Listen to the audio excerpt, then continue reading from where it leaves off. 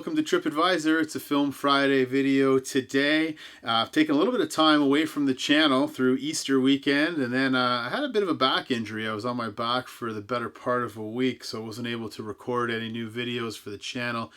Feeling quite a bit better today, and wanted to get back and finish what was meant to be sort of a two-part little mini-series looking at my personal rankings of the 8 films that are nominated for Best Picture. Of course, the Oscars will be coming up on Sunday, April the 25th.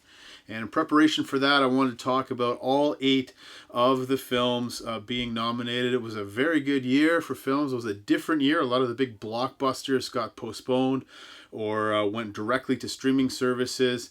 But it was a great year for some of the smaller films, some of the indie films, and I want to talk about some of those today.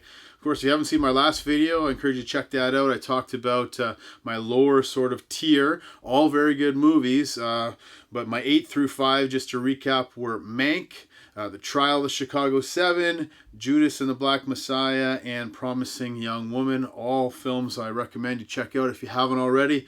Today, without any further ado, here are my top 4 favorite Best Picture nominees.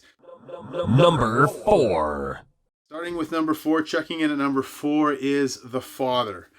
The Father, written and directed by Florian Zeller, is a big screen adaptation to Zeller's original stage play. It stars Anthony Hopkins as an elderly father suffering through the trauma and disorientation of dementia, while his daughter, played by Olivia Colman, she too deals with the trauma of watching this terrible affliction affect the mind of her father and strain her relationship with her father as well as others in the extended family. This is a powerful film. This is one of a few films that I had the privilege of seeing at our local Cinefest Film Festival last fall. I think this is the best sort of stage play adaptation of the year. There were a number of stage adaptations, One Night in Miami, Ma Rainey's Black Bottom being a couple other notable ones.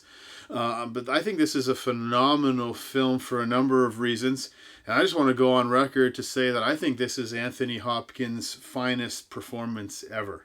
And I know that's lofty praise on one of the finest actors in our generation, but at his advanced age, he's producing some of his best work, The Two Popes recently, and now this. He's nominated for Best Actor. He just won the BAFTA Award for Best Actor, and it seems like it's really a two-horse race between the late Chadwick Boseman for his performance in Ma Rainey's Black Bottom and Anthony Hopkins in this performance here. Why I love this performance so much is it actually seems rather effortless. It seems, I don't think many other actors, if any other actors, could pull off this performance in this particular role like Anthony Hopkins has done here. He just seems so natural, and most of us, many of us, I certainly have encountered in my own family, with grandparents and working in nursing homes. I've seen people firsthand with onset of dementia, and it's just tragic and it's heartbreaking. But to see Anthony Hopkins in this role, you just see sort of his eyes, and they say the eyes are the window to the soul. You see sort of this cloudiness in his eyes. You see the disorientation and the internal frustration that is growing within him, as he's somewhat self-aware of what's happening to him, but somewhat oblivious as he's sort of in this state of dementia setting in him. You see some nervous habits. You see like him fiddling with his watch throughout the movie, and he's sort of obsessed about where is his watch. He loses his watch, and those are common behaviors and patterns of behaviors for someone who is afflicted with dementia. And so it really is, it's heart-wrenching on the one hand to watch the performance, but I was just in awe of how effortless the performance was. It's all really filmed. Most of it is filmed just in certain small spaces, in an apartment complex or in a hospital. But the way they film it so tight, it actually feels almost claustrophobic, and it actually draws in the viewers. One other thing I loved about this film is how some of the choices they made in editing and in the cinematography, how they would actually film certain scenes and they would have different characters playing the same individual. So it really gives sort of a first-person perspective of what Anthony Hopkins is thinking and what he's seeing in his disorientation. So I felt really disoriented actually as a viewer watching the film, and I think that is what Zeller and his team were going for. They wanted to create a movie that we're not just watching from a distance, but actually draws us in to empathize with the disorientation and the trauma felt by both Anthony Hopkins, and of course I do need to mention Olivia Colman. Superb performance on her part. She's also nominated for Best Supporting Actress in this role. And just to see her heartbreak, her sadness, her frustration, seeing her father, who she loves, who she's so close to, trying to take care of her father, but it's just getting so difficult and challenging for her in her position. And I walk with people who are caring for their elderly parents as well in this situation, and this is an empathy generating machine of a movie. It's a phenomenal performances across the board. Kudos to Zeller for taking this from a stage play and adapting it to the big screen. It's nominated also for Best Adapted Screenplay, Best Production Design, and Best Editing, and it has a shot to win that award as well. And so if you haven't seen this film, I encourage you to check it out. It's available for rental or for purchase right now.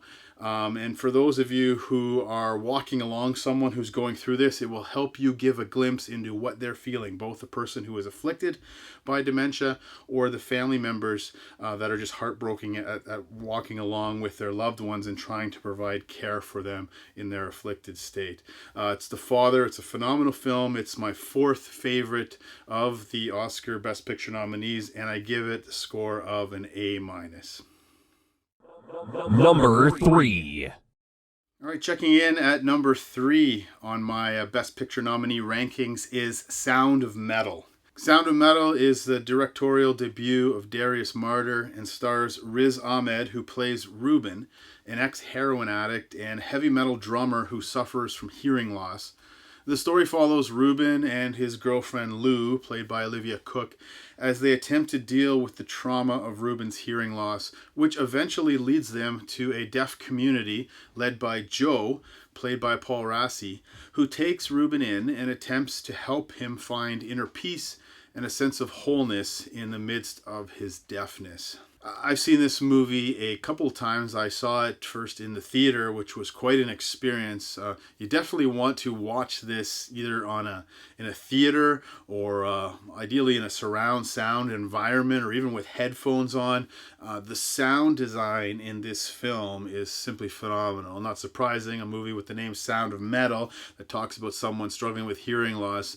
But what Marder and his team have done here with the sound design is like nothing I've really heard in a film before. It really, just like what Zeller has done in The Father visually to help us sort of empathize or become disoriented along with Anthony Hopkins' character, so too does the sound design accomplish the same effects here in this film. Early on in the film, you see Ruben and Lou, and they're performing at one of their concerts, and the film just starts with this loud, up-in-your-face, heavy metal rock concert. He's performing on the drums as she's singing, and then they go to their trailer, and the next day, Ruben, they live in a trailer, he's doing his morning routine, he's doing his push-ups, and he's making a smoothie on his blender, and he's just air spraying out his soundboard, musical equipment, and you just hear all of these sounds. And it just seems like the mundane stuff. But then later, as he's progressively losing his hearing, he goes through that same routine again. And you're hearing either muffled sounds or no sounds. And so throughout the film, as Ruben's losing his hearing progressively, and that's how hearing loss works. It's not like he's hearing perfect one day and he's not hearing anything the next. It's a progression. We hear in various times of the film, we're trying to hear as Ruben is hearing. And so it really draws us in to empathize with the character of Ruben. And I think it's some smart choices, because without that, we might still empathize with Ruben. But the reality is, unlike Anthony Hopkins' character in The Father, where dementia is it's a harsh reality for some at that age, here it's a little more self-inflicted. I mean, here's Ruben, he's playing in these loud environments, he's not wearing any earplugs, and so it's a bit more self-inflicted, and yet your heart breaks for him as the movie goes, because he's not just battling hearing loss, That's really a symptom of some deeper issues that come to light, that come to the surface in his relationship with Lou and some of the codependency issues that they are struggling with. Obviously, he's an ex-heroin addict, and so another traumatic event in his life could cause him to potentially trigger him to relapse into his addictive habits. And you're seeing this as someone whose identity is being stripped away from him. And as he goes to the deaf community for the sort of the middle third of the film, some of my favorite moments captured on screen all year, probably my favorite scene of the year, some of the conversations between him and Joe, played by Paul Rassi. And let me just talk about Paul Rassi for a moment. This is one of the unsung surprise sort of nominees of the year. I had not really heard of Paul Rassi before this year, and probably not many have. He'd been in the industry, the TV and movie industry, for 40 plus years. He's had just little bit roles here and there, just trying to make a go of it in Hollywood. And for every big name actor or actress that gets fame, there's hundreds of others that are just trying to get by. And Paul Rassi was one of those until this opportunity came a knocking, and he answered. And I'm so glad they cast him in this role, because he is perfect for this role. Because his life off screen very much mirrors the role he's meant to play and written to play in this film. He grew up in a family with both parents being deaf. One of his parents was born deaf. One lost their hearing. He knows sign language already. He's been a part of recovery communities in the real life. I think he was a Vietnam War vet. And so he's carried some trauma and some real wounds in his real life. And so it just seems like Hopkins playing his role in the father, it just seems so effortless for him to play this role as a caregiver and someone overseeing this deaf community. I love some of the smart choices in the casting of some of the minor characters in the deaf community. All of the casting, aside from Riz and Paul Race's characters, these are all people from the real deaf community. And so it seems very authentic. You actually feel like you're right there in this community with them. Kudos to Riz Ahmed for this role, not just learning the lines. This is much more intense preparing for a role like this. He took drum lessons, I believe it was, for 3 or 6 months. He learned American Sign Language to play this role. So there was a lot of preparation off screen behind the scenes from everyone involved in this production. And it really does pay off. What we see on screen is a beautiful film. It's a film that deeply affected me. And it's probably a film I will return to time and time again. It's a contemplative film. There are loud moments, but even in the silent moments, I found myself contemplating some of the things that were being discussed, some of the healing and wholeness that Ruben is chasing, we all to some degree are chasing. We need a world where there's more moments of stillness and silence. The world is so fast-paced, is so loud, and we're bombarded with messages and on social media throughout each day. That sometimes we don't, at least I don't, and maybe you don't, we don't get enough moments of silence to experience stillness and what Joe calls, literally, that is the kingdom of God. And so I submit this movie to you, and if you haven't seen it, I really think you should. The performances across the board are astounding. The sound design is second to none. Nominated not only for Best Picture in those 2 acting awards for Riz Ahmed and Paul Rassi, nominated also for Best Original Screenplay, Best Editing, and of course, Best Sound, which it will undoubtedly win. Sound of Metal, it's my number 3 of the 8 Best Picture nominees, and I'll give it an A. Number 2. Checking in at number 2, we've almost reached the summit. My second favorite of the Best Picture nominees this year is Nomadland. Nomadland is directed by Chloe Zhao and stars Frances McDormand as Fern, one of many nomads who, in the wake of the 2008 recession, chose to live a nomadic life, living in her van and finding community with others who have chosen a similar lifestyle.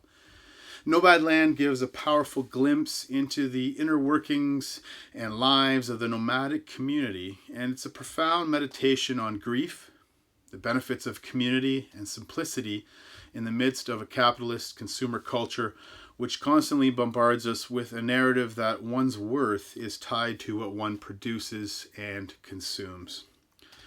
If you haven't heard of this film, perhaps you've been living under a rock, but this is the presumptive front one runner in the Best Picture conversation. It's racked up all the awards for Best Movies at pretty much all the other award shows leading up to the Oscars, and it's just a phenomenal film. Really, all three of my top films on this list were really neck and neck, and I considered each one for the #1 slot here. But Nomadland, I've seen it multiple times. It's now streaming on Disney Plus here in Canada, so if you have Disney Plus, you can watch it free of charge with a subscription. Let me just talk about this film for a few minutes. Let me talk about Chloe Zhao and give kudos to her. She will undoubtedly win Best Director this year for this performance. If you haven't really heard of her, this is maybe her coming out party, but her previous film I enjoyed very much as well, called The Rider. Check that one out as well if you haven't already. This is her third feature film. Her first one was called Songs My Brothers Taught Me, followed by The Rider. And all three of the films are similar in that in The Rider, as well as in Nomadland, aside from Frances McDormand, an A-list actor, and David Strathairn, who plays a supporting actor role in this film, all of the cast, much like the deaf community in Sound of Metal, are not professional actors. They are real-life nomads living in this sort of nomadic lifestyle. And so there are parts of this film that almost feel like a documentary.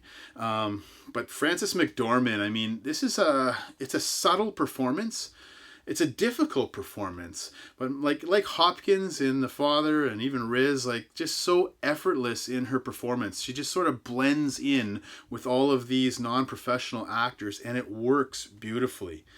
So kudos to Chloe Zhao for giving us a beautiful glimpse into a community that I really wasn't aware of the inner workings of, and I'm sure many of us weren't, that just discovering that in the wake of this recession, 2008 in the United States, there was a significant amount of people that maybe they were partly forced to, but they chose just to live this life of simplicity. To live this life of this sort of beautiful community, this nomadic community, many of them living in their vans or trailers, just traveling around. You know, in the film, McDormand's character Fern, she works, a couple months a year, I guess, through the busy season, Black Friday and Christmas, the winter season. She works for Amazon, so we see her in an Amazon sort of warehouse at various scenes, but the majority of the scenes are just her on the road. And you learn a little bit about her backstory. She's going through some deep grief and loss. Basically, her community that she was living in, Empire, which is an interesting name for the community. I think there's some metaphorical value there. It's literally ceased to exist. There's no longer a zip code for that because the major factories in that community that employed her late husband forced her and many others to be displaced. So you see Fern, she's going through a great amount of grief and loss. And you almost see this internal struggle. And as I've watched this a couple times, you see that part of her, she's desiring this community, but she's sort of keeping people at arm's length as well. Because she wants to find some healing, but she's just sort of sitting in so much pain and grief and loss and disorientation. It's a movie that made me cry. It's a movie that made me smile. And the cinematography in this film is simply breathtaking. It's nominated for Best Cinematography. I think it will win Best Cinematography. Chloe Zhao's eye for nature. And she has gone on record stating that one of her major influences is Terrence Malick, one of my favorite directors. One of his strengths is in his nature shots, and she's taken some inspiration from him, but she's got a sort of a vision of her own here and in her previous films that is just exquisite. And so Chloe Zhao, get used to that name. She will be directing The Eternals, one of the Marvel Cinematic Universe films. I'm excited to see that, but I hope she doesn't sort of get drawn into that world for too long, because I think movies like this and The Rider, this is her sweet spot, and I'm really excited to see what Chloe Zhao will produce moving on here.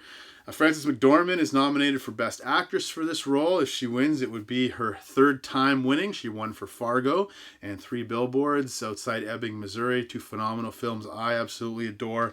And I think she has a shot to win again here. Like I said, Chloe Zhao is a lock for Best Director. I think this movie is a lock for Best Picture. I think it is the best movie of the year, if we're talking strictly objectively, the cinematic craft. And it is my second favorite. My #1 movie simply just edged this out, but both of them get scores of A+. Nomadland, my #2. Highly recommend this film. Number 1. Last but not least, my favorite of the Best Picture nominees this year, by a nose edging out Nomadland and Sound of Metal, is Minari. Minari is directed by Lee Isaac Chung and stars Steven Yeun as Jacob, the father of the Yi family, a Korean immigrant family who moved from California to Arkansas to pursue Jacob's dream of starting a farm, growing Korean vegetables to provide for other Korean immigrants while also providing for his family. The move to Arkansas becomes wrought with challenges, however, causing family pressures and stresses between Jacob and his wife Monica and their two children, Anne and David. This prompts Monica's mother, Sunja, played by legendary Korean actress Yoon Yoon-jun, to come to help provide care for the children. Minari is a deeply moving immigrant drama story about perseverance in the midst of challenges in the pursuit of success and provision. Minari simply just checks all the boxes and what I'm looking for in a film. When I turned on this film for the first time, I saw two things flash across the screen. First, I saw A24 production company and Plan B, Brad Pitt's production company. And I knew as soon as I saw those two in tandem that this would be a film for me. Pretty much love everything from A24 and everything that Plan B is putting out these days. And it didn't disappoint. From the opening scene of this family driving to their new location, showing up and seeing this large amount of land sort of uncultivated, and this literally a mobile home, a home on wheels. And the opening scenes, Jacob's wife Monica, she walks in the trailer and it's just like you can tell right away there's going to be some challenges, there's going to be some tension between their marriage and between this family.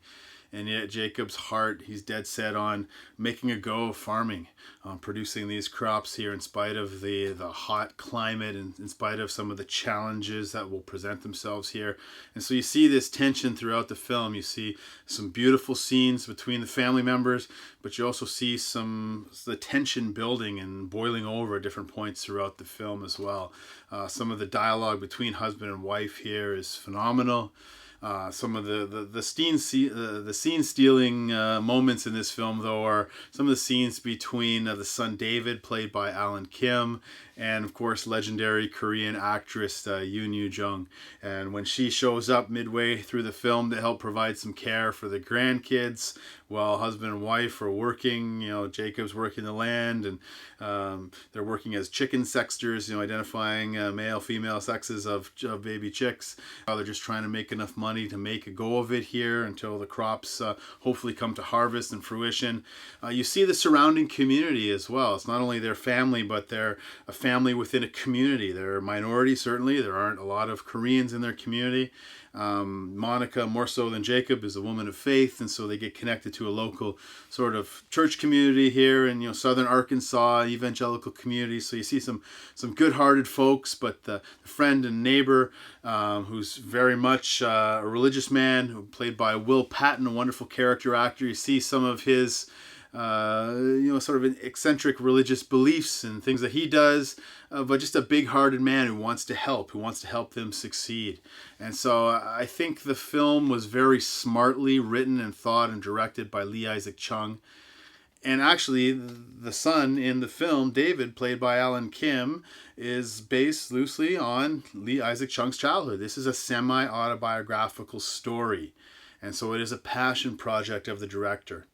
And if you're not familiar with Lee Isaac Chung, just like maybe you weren't familiar with Chloe Zhao, as I mentioned, he's produced a number of excellent films, and I'll let you discover some of his earlier works. But if Lee Isaac Chung had directed this film a little maybe earlier on in his life, it wouldn't have shone as much as it does now. But you can tell he's put a lot of tender, loving care into this story. You can tell there's a lot of passion behind this.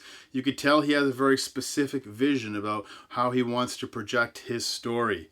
Some of the choices he makes, some of the little bit of racial tension in the film, it's nuanced very smartly. It's not resorting to some of the tired old racial tropes that make their way into some films.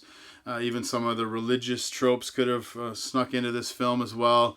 But I think it goes right down the middle. It doesn't hide. It doesn't sort of sweep some of those challenges under the rug, but it doesn't paint with broad brushstrokes and caricature people, individuals, and communities here as well. And so kudos to Lee Isaac Chung, another Best Director nominee. This film is nominated for Best Picture. It's also got 2 acting nominations for Steven Yeun and for Yoon Yoo-jung, who is the presumptive favorite to win Best Supporting Actress, which would make my night on Oscar night if she were to win this award. Powerful ensemble cast across the board. It's really a universal story. It's a universal story with universal themes viewed through the eyes of this one Korean immigrant family. And so this is a movie that I think will resonate and connect with people in all walks of life because it's so universal in scope. The emotions, the challenges, a story about persevering through difficult times. How 2020, 2021 is that? I mean, as we're all persevering in some way, shape, or form through the challenges we have faced and are facing during this ongoing pandemic. And so this movie made me laugh. It made me cry. It's got the favorite score of the year. The music is just breathtaking in this film as well, which really adds to the effective nature. It's both effective and affective. And so this is my number 1 Best Picture nominee film of the year. You'll have to come back next week for my next video to see which, if this or another film, is my number 1 movie of the year. I'll be sharing that in my next video. But again, so to wrap up, of the 8 Best Picture nominees, number 8 is Mank. Number 7, Trial of Chicago 7. Number 6, Judas and the Black Messiah. Number 5, Promising Young Women. And today, number 4, The Father. Number 3, Sound of Metal. Number 2, Nomadland, getting an A+ score. And of course, Minari, my number 1 as well, getting a score of A+. Check out all 8 of these films if you haven't already, and plan to tune in on the evening of April 25th to see who wins the biggest awards at the Academy Awards ceremony. So that's a wrap for today. Thank you so much for taking time out of your day to be with me today. I do hope you will enjoy these and other films you choose to watch today and in the days ahead.